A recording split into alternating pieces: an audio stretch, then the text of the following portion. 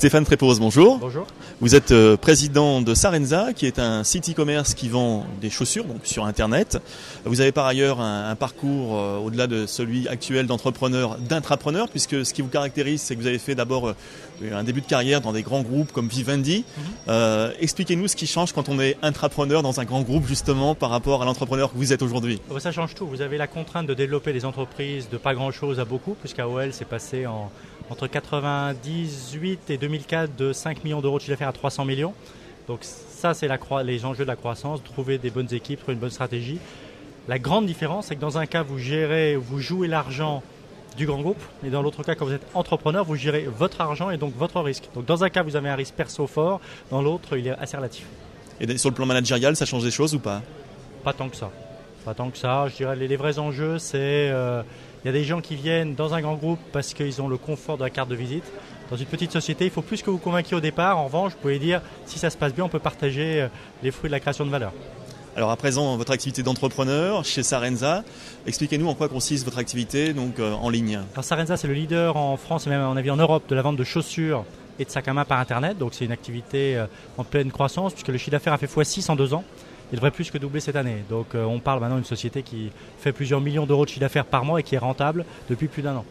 Donc voilà, donc il y a plein d'enjeux derrière, trouver les bonnes personnes, est-ce qu'on va dans quel pays d'Europe, voilà, il y a beaucoup d'enjeux derrière. Alors c'est quoi ces challenges d'entrepreneurs, justement, ces enjeux, si on rentre un petit peu dans le détail, ce qui vous met la boule au ventre et vous stresse un petit peu? La boule au ventre, c'est la concurrence, toujours. Et puis c'est la qualité du service client, parce que dans un métier comme le nôtre, où la valeur se fait sur le fait que les clients viennent et reviennent surtout, il faut rendre une prestation de service exceptionnelle. Voilà, donc on veut être sûr qu'on est bon dans tout ce qu'on fait d'abord, c'est-à-dire qu'on fait ce qu'on dit et qu'on dit ce qu'on fait, qu'on tient nos promesses, et puis la concurrence, elle est féroce.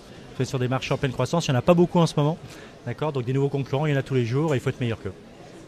Alors si un entrepreneur a une idée et se dit je vais me lancer, il faut absolument que je développe ce business, souvent il est confronté à la problématique de lever de fonds, trouver des capitaux pour se développer. Vous connaissez bien le sujet parce que vous êtes business angel à titre personnel, vous êtes également investi dans un fonds qui lui va investir dans des sociétés, des startups. Quel conseil vous pourriez donner à un entrepreneur qui veut se lancer et qui cherche à lever de l'argent? Alors ça dépend où il en est dans sa maturité de son projet. D'accord, s'il commence, il va faire ça un peu sur ses fonds parce que faut savoir que les investisseurs ultérieurs, ils veulent que l'entrepreneur soit mouillé quelque part, soit en risque. Après, il y a du love money, c'est-à-dire la famille. Après, il y a les business angels qui vont mettre quelques dizaines de millions d'euros. Puis après, on passe dans le grand bain, dans l'océan, si j'ose dire. Et là, on peut parler soit de fonds intermédiaires comme Isaïe, qui est le fonds qu'on a créé avec Geoffroy Roux de Bézieux et Pierre Cuisot-Morizet, soit des fonds de capital risque. Et là, la seule question, c'est plus vous levez de l'argent, plus il faut devenir prudent et parano, c'est-à-dire plus l'écrit compte. Donc mon conseil, c'est entourez-vous justement de bons conseils, des juristes, des fiscalistes, parce que derrière, on ne vous fera plus de cadeaux. Allez. Alors quand on entreprend comme vous, quand on a entrepris dans des grands groupes, forcément, il y a des bons souvenirs qui reviennent à l'esprit. Quels sont-ils ces bons souvenirs pour vous? Les bons souvenirs, pour moi, ils sont toujours liés à des gens.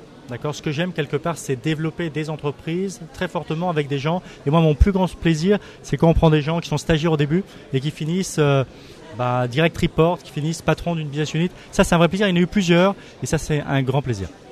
Stéphane Trépose, je vous remercie. Merci.